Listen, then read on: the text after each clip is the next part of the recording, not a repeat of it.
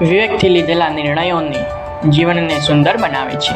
વિવેકથી લીધેલા નિર્ણયો જીવનને સુંદર બનાવે છે, જ્યારે ઉતાવળમાં લીધેલા નિર્ણયો અફસોસ લાવે છે અને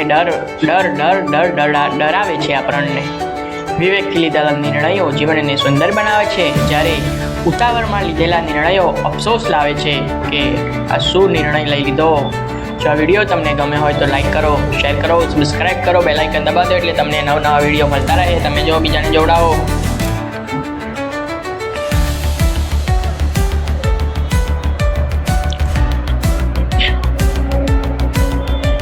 લાઈક શેર સબસ્ક્રાઈબ કરો, બેલ આઇકન દબા દો.